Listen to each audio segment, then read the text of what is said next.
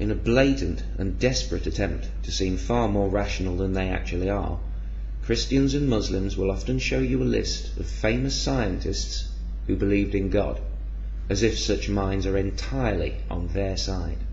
For example, Galileo, Kepler, Newton, Faraday are all normally found on such lists, giants of science who all called themselves Christian. But all of them died long before the atomic age and the discovery of the God-confounding mechanisms of pure chance that rule all quantum reactions. They never heard of DNA, spectroscopy, redshift, stellar nucleosynthesis. They never heard of protons or neutrons or the laws that govern everything these particles can and cannot do. They never heard of radioactivity and the window this provides for measuring the ages of rocks and thereby our planet. Newton, living 400 years ago, may have believed, as many Christians and Muslims still believe today, that life cannot come from non-life. But that's only because nobody in the 1600s knew that our bodies are made entirely from non-life, in the form of atoms. Would Faraday or Kepler have endorsed the biblical creation story had their minds encountered the explanatory power of the DNA molecule, the data behind the rates and causes of genetic mutation, the vast timescales involved, not to mention the highly detailed mathematics and observations that underpin 21st century cosmology? We'll never know, but there's plenty of statistical evidence to suggest that in the information age at least, the more you know, the less likely you are to believe that the creator of the universe cares what you do with your sexual organs, or which direction you pray in, or even if you pray at all. In an attempt to make up for this embarrassing lack of modern scientists prepared to sign up to an even partially literal interpretation of any holy book, the Christians and Muslims, or affiliated sociopaths, will tell you about recent surveys where many modern scientists have gone on record as saying they believe in God. But this too is extremely deceptive. The scientists in these surveys are only asked if they believe in God, a question so vague as to have 6.5 billion meanings. If the survey asked them if they believed in hell or in a God who wants women to cover their hair, the ticks would become crosses and the believer would dismiss the survey as God-hating propaganda, when all that's really changed is the question asked. How many scientists in those surveys who put a tick in the God box don't really apply their science to their religion? How many of those on the list are physicists, amongst whom belief in a personal God is almost non-existent? How many are deists, who don't believe in a God who keeps the buses running on time? How many just tick the box to keep mum happy? How many other scientists, simply by ticking the God box, carelessly allowed their vague sense of spirituality to be confused by a religious nutjob as an expression of belief in their vengeful, mass-murdering, egomaniacal God? If we removed from the list all those scientists who don't believe in hell, I wonder how many names would remain. I think the long list would become a very short, very unimpressive one. Whatever such surveys say, only a tiny, microscopic proportion of qualified, reputable scientists believe in what the believer would call God. The fear-perpetuating religious bigot calls this breathtaking arrogance on the scientist's part. They call it pride, ignorance, denial. But what most of the religious have never and never will understand is the real reason why the scientific mind can dismiss their threats of hellfire with an amused smile. How can scientists be so sure? Why aren't the scientists afraid? Why don't scientists fear hell? What makes the scientific mind so completely immune to this and so many other fears that haunt so many other people? For once, cut away the bullshit. The holy books tell you that you will burn if you don't believe. That is what the scriptures explicitly and repeatedly say. It couldn't be clearer. Even today there's no more painful way to die, let alone to spend eternity, and that alone should tell you why the threat is in the holy books in the first place. But let's look deeper still, through scientists' eyes.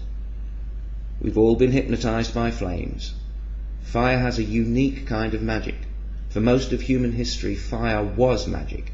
It's no surprise that it was the gods' tool of choice when the gods, worried by dwindling or fickle support, eventually and inevitably went into the eternal torture business. It's no coincidence that the biggest religions in the world threaten the greatest punishments for disbelief. We've all stared into the flames, but what's actually happening? What exactly are we staring at? What is fire? Fire is a chemical reaction requiring three components: an oxidizing gas, usually oxygen itself, a combustible source of fuel, such as wood or petrol, and a source of energy sufficient to heat the fuel to its ignition temperature. This energy can come from matches, sunlight, friction, lightning, or something else that's already burning. When wood, for example, is heated to about 300 degrees Fahrenheit, the cellulose material starts to break down and give off volatile gases. When these gases reach about 500 degrees Fahrenheit, the heat energy overcomes some of the electromagnetic energy, binding the atoms to the complex molecules found in wood. The molecules begin to jiggle apart. This releases smoke, a gaseous compound of mostly hydrogen, carbon, and oxygen atoms. These briefly free atoms are then suddenly and violently drawn, by electromagnetism again, to combine with oxygen atoms eager to share electrons with elements with one or two to spare. This reconfiguration happens almost instantly. Fire is a brief outbreak of chemical freedom, as atoms and molecules race to rearrange themselves into the lowest and therefore most stable energy states available. In the process, atoms release the energy they no longer need for stability, in the form of light. Firelight is just the same as any other light.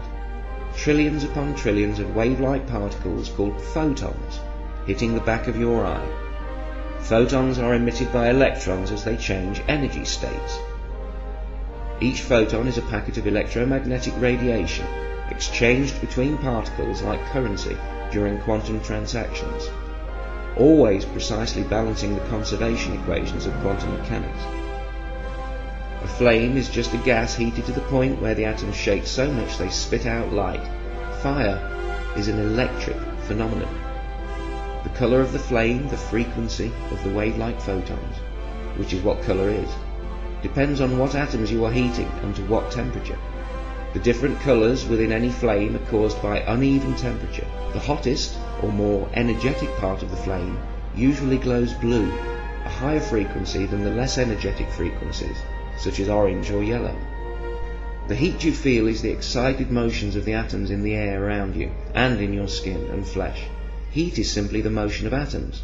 At the lowest temperature possible, minus 273 degrees, atoms stop moving pretty much altogether. That is why no lower temperature is possible. You can't have less motion than none.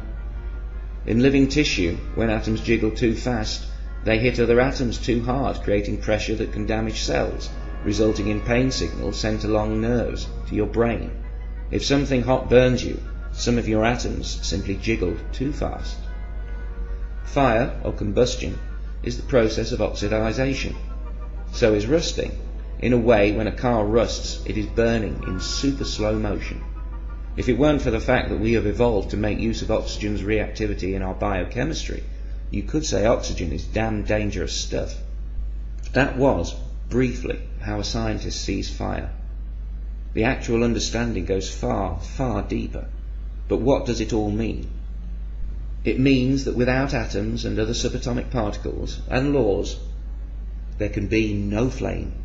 Rigid physical laws make fire possible. Anywhere there is fire, there will also be electricity, solid matter, and oxygen. If hell were real, we could watch TV or escape into fresh air. You're not going to burn after you die. If we go anywhere after death, we go there without our atoms. And when the religious try and keep the fear in you, it's like a test. Is your mind strong enough to see through it? Do you know enough to laugh? Can you tell mindless bullshit from facts and reasoning? If someone tells you that you're going to burn in hell, and you demonstrate that you understand exactly what fire is, I guarantee that they will then tell you that the fire in hell is not like real fire. The flames need no fuel or oxygen, electrons or photons, but it burns just the same. Jiggling atoms that aren't there. In short, they're telling you that the fire in hell is magic fire. Religion only exists because most kids believe in magic, and all adults were once kids. Welcome to organized religion, where everything means nothing, and nothing means everything. where knowledge is ignorance and answers only lead to confusion. But just as those least likely to believe in magic are professional magicians, those least likely to believe in the supernatural are those with a firm understanding of the natural. You don't have to be a scientist to have scientific understanding. Learn and be free. It's your mind. Fight for it.